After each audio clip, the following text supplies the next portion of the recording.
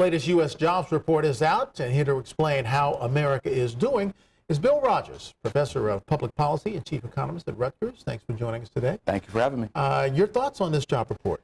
Simple word, very depressing. Wow.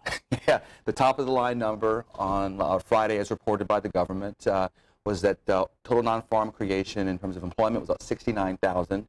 And the problem with that number is that it was well below what economists were expecting. Economists were expecting about 140, 150,000 over the last month. The other big problem with this number was that these numbers get revised over the last 2 to 3 months, and so those numbers for previous months had also been revised downwards. So the bottom line is that out of the first quarter of this year, we have been growing at an average rate each month about over 200,000 new jobs. Right. Over the last 2 months, we've been averaging around 80 to 100,000. So now, you know, politicians are going to play with these numbers. And they already are. They already have been. But there are pockets, we talked about this before, where there is job creation going on, and yet much of the country is still in a malaise. So how do you explain that? Well, you have to look at the different industries. So, for example, the Dakotas have been doing very, very well, very low unemployment, along with high job creation. There's been a little bit of an oil boomlet, energy boomlet there. You have Michigan, which has come back, and largely because of public policy, and helping to sort of pull back and help the car industry resurrect itself. Ohio is an interesting state that's done fairly well. I think probably, and some of these other states like Ohio and others that have done okay, maybe they haven't had the housing crunch that many places like Nevada, California, parts of New Jersey have had.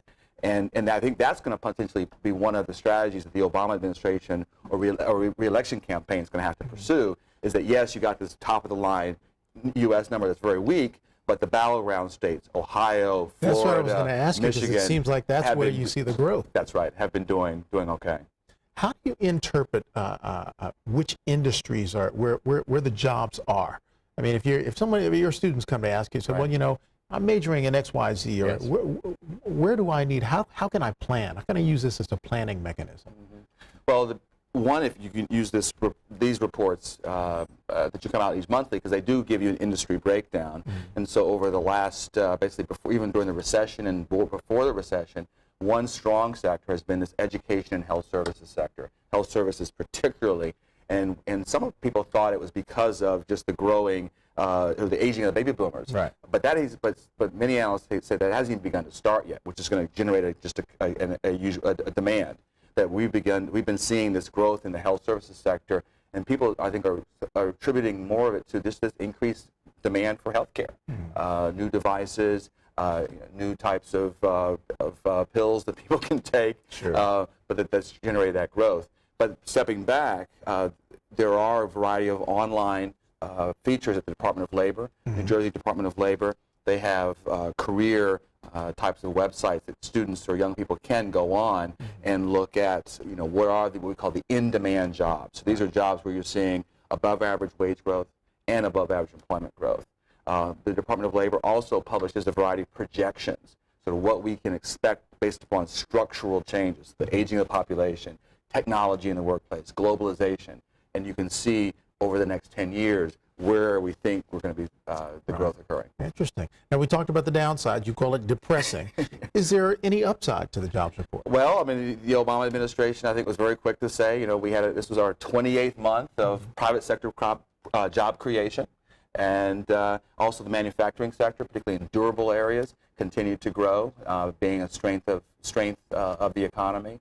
So that's as far as I can go. We're not losing anything. Yeah, I mean, I don't think we are on the precipice of a depression, but I think, you know, the consensus coming out of the last few months' numbers is that you know, there's definitely looks like this is a bigger pause in the labor market than people had hoped or thought. When there's something you mentioned here called real unemployment rate. Yeah. What does that mean? Well, the official unemployment rate is the 8.2%. that the government reported on Friday. And to be included in that number, you have to be actively searching for a job.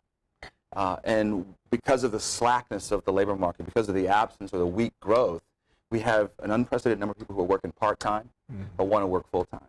We have another 2 million Americans who stopped searching. So they're out of the labor force. So they're not in that formal official calculation. So those people aren't being measured. Exactly. Well, they're measured in a different way. They are what we call wanted jobs. These are people who've stopped searching, but if they were offered a job, they most likely would take it.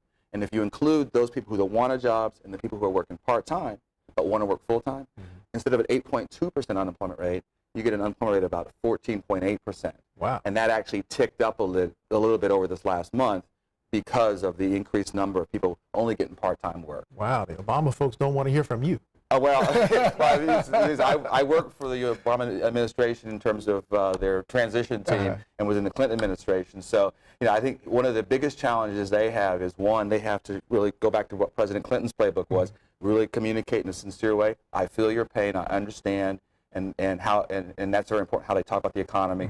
And then this morning, listening to some of this morning's talk shows, some of the analysts are also talking about how he's got to go big. He's got to talk about, in my world, I call it human priorities.